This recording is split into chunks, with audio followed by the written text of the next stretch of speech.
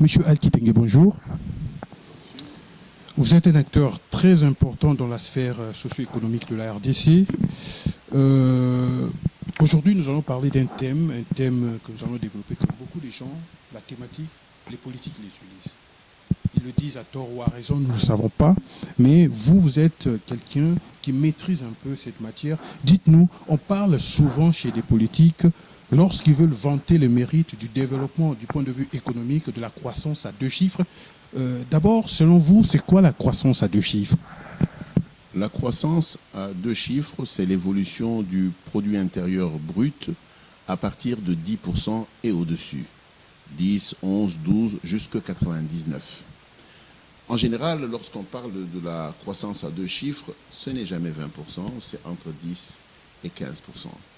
Et en fait, effectivement, une économie qui serait en train de croître de manière continue à 10% et plus, ce serait une économie considérée comme très dynamique. Pour votre illustration, l'Europe a une croissance de 2 à 3% au grand maximum, et l'Afrique en grande partie aux alentours de 4%, et les rares pays qui atteignent 6 et 7% sont considérés comme des pays qui sont très dynamiques. Pour vous donner une autre illustration, la Chine a évolué à coût de 10 à 12% par an pendant 30 ans pour être ce qu'elle est devenue aujourd'hui.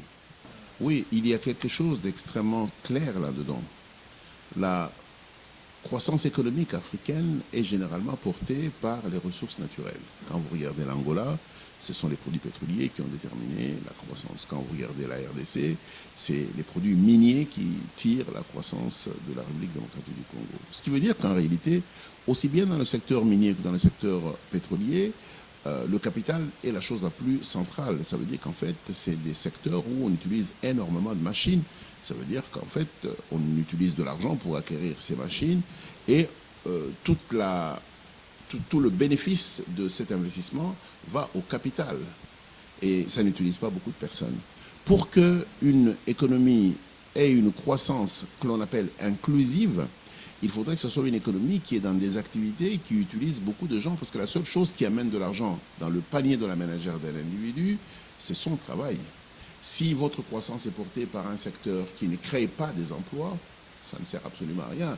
Le pays va globalement avancer bien, l'État peut capter quelques moyens pour intervenir, mais les individus, les personnes ne vont pas capter de manière directe l'argent parce qu'ils n'ont pas eu des opportunités de travail et donc ils n'ont pas gagné de revenus pour être en mesure de le dépenser. En fait, la fracture qu'il y a avec une croissance portée par le capital et une croissance inclusive, c'est le fait que, très malheureusement, vous pouvez croître grâce au fait que votre dynamisme économique est porté par un secteur comme le secteur minier, c'est le cas de la RDC, et très malheureusement, ça n'emploie pas des millions de personnes.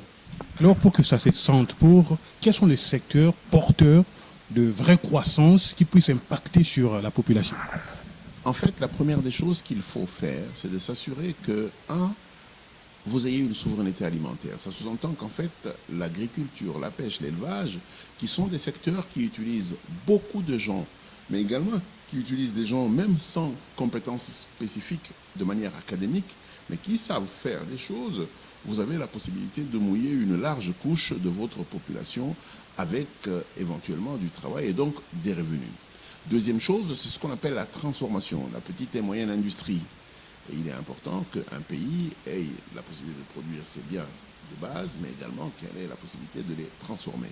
Mais il y a un troisième palier, il est tout aussi important, c'est l'organisation de la distribution. Le secteur de la distribution est le secteur le plus grand employeur du monde.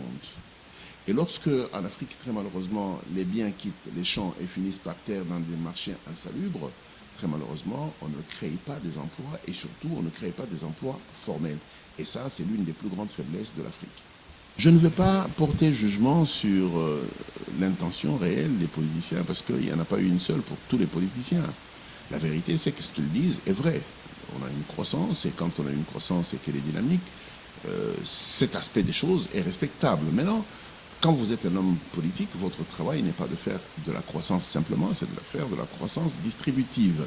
Ça veut dire qu'en fait, il faut être en mesure à la fois d'investir dans des secteurs qui créent de la croissance intensive liée au capital, mais également investir une partie de l'argent dans la redistribution via le travail. Ça sous-entend qu'en fait, le gouvernement devrait être en mesure de mettre en place des cadres utiles pour que la production dans le secteur à haute main-d'œuvre qualifiée et non qualifiée soit poussée pour que les gens captent au travers du travail formel du revenu qui peut être consommé dans les ménages et dans les biens de consommation. Identifier les opportunités, investir, transformer et impacter. Idiot est ce peuple qui tue ses chefs. Bête est cette population qui ne peut pas parler avec les siens. Ignoble est celui qui fait un complot contre son propre pays. On a tué Lumumba, c'est peut-être la responsabilité majeure partie des Occidentaux, les Belges le reconnaissent. On a tué Mouzé devant nous. Tout le monde regarde vers le Rwanda, mais ça s'est passé ici, devant nous. C'est ridicule. Ce ne sont pas des dates qui honorent ou des faits qui honorent une nation. Une nation, elle est censée se considérer une vie et la vie comme étant sacrée.